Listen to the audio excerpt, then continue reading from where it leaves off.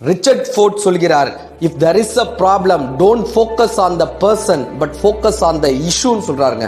ஒரு பிரச்சனையா அந்த நபரை குறிக்காமல் அந்த பிரச்சனையினுடைய ஆழத்தை பாருங்கன்றார். ஒரு பஸ், அந்த பஸ்ல ஒரு வேலை பார்க்கக்கூடிய பெண்மணி பயணிக்கிறாங்க. சீட்ல உட்கார்ந்து இருக்கும் போது பசிக்குது. தன்னுடைய டிஃபன் பாக்ஸை எடுத்து சாப்பிடலான்னு ஒரு 4 இட்லி இருக்கு, சாம்பாரை ஊத்தி சாப்பிடலான்னு நினைக்கும் போது டிரைவர் பிரேக் போட்டுறாரு. இவங்க இந்த டிஃபன் பாக்ஸ் அப்படியே கொட்டிடுறாங்க.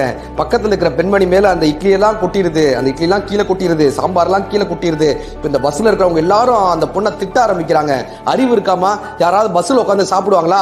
அறிவு இருக்காமா? சாம்பாரை பூரா இப்படி கொட்டி வச்சிருக்கே, என் புடவையெல்லாம் போயிருச்சு, காஸ்ட்லியான ட்ரெஸ் எல்லாம் போயிருச்சேன்னு பக்கத்துல இருக்கிற பொண்ணுல இருந்து சுத்தி எல்லாரும் திட்டுறாங்க. அந்த பெண்மணி கூனி குறுகி போய் என்ன சொல்வதுன்னு தெரியாம அப்படியே அமைதியா வெட்கத்தோட உட்கார்ந்துருக்காங்க.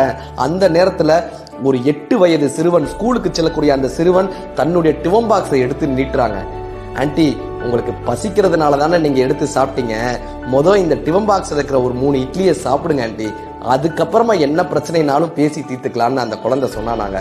இது நமக்கு தெரியலையேன்னு அத்தனை பேரும் வெட்கப்பட்டு அந்த சிறுவனை பார்த்தாங்களாம். எவன் ஒருவன் பிரச்சனையை எதிரில் இருப்பவர்களின் மனப்பான்மையை கொண்டு பார்க்கிறானோ அவன்தான் தலைவனாய் மாற முடியும்.